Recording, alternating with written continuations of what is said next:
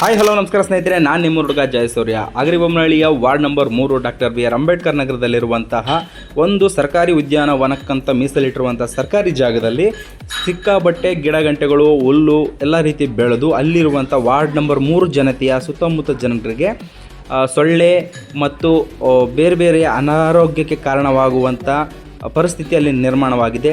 ಇಲ್ಲಿ ಹುಟ್ಟುವಂತಹ ಸೊಳ್ಳೆಗಳು ಬೆಳೆದಂತಹ ಈ ಒಂದು ಪ್ರಕೃತಿ ಮಧ್ಯದಲ್ಲಿ ನೋಡಿ ಈ ರೀತಿ ಕಸಗಂಟಿಗಳಾಗಿ ಕನ್ವರ್ಟ್ ಆಗಿದೆ.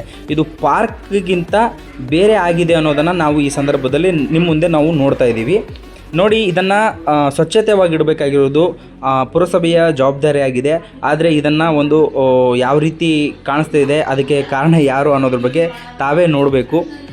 ಸೊ ನನ್ನ ಒಂದು ಮನವಿ ಏನಂದರೆ, ಅಗರಿಬೊಮ್ಮನಹಳ್ಳಿ ward number 3 doctor B R Ambedkar ನಗರದಲ್ಲಿರುವಂಥ ಸರ್ಕಾರಿ ಉದ್ಯಾನವನ ಅಂದರೆ ಈಗ ಸದ್ಯದ ಮಾಜಿ MLA ಅವರಾಗಿದ್ದಂಥ ಭೀಮನಾಯ್ಕ ಸರ್ ಅವರ ಮನೆ ಹಿಂಭಾಗದಲ್ಲಿರುವಂಥ ಒಂದು ಜಾಗ. ಈ ಒಂದು ಜಾಗದಲ್ಲಿ ಈ ರೀತಿಯ ಒಂದು ವಾತಾವರಣ ಇದೆ. ಇದನ್ನು ಸರಿಪಡಿಸಿ ಸ್ವಚ್ಛವಾಗಿರಿಸಿ ಅಲ್ಲಿ ವಾಸವಾಗಿರುವಂಥ ಎಲ್ಲ ಜನರಿಗೂ ಕೂಡ ಆರೋಗ್ಯವನ್ನು ನೀಡಬೇಕು ಮತ್ತು ಉತ್ತಮ ಪರಿಸರವನ್ನು ನಿರ್ಮಾಣ ಮಾಡಿಕೊಡಬೇಕು ಅಂತ ಸಂಬಂಧಪಟ್ಟ ಅಧಿಕಾರಿಗಳಲ್ಲಿ ಈ ಒಂದು ಯೂಟ್ಯೂಬ್ ಚಾನಲ್ ಮುಖಾಂತರ ತಮ್ಮಲ್ಲಿ ಮನವಿಯನ್ನು ಮಾಡಿಕೊಳ್ತಾ ಇದ್ದೇನೆ.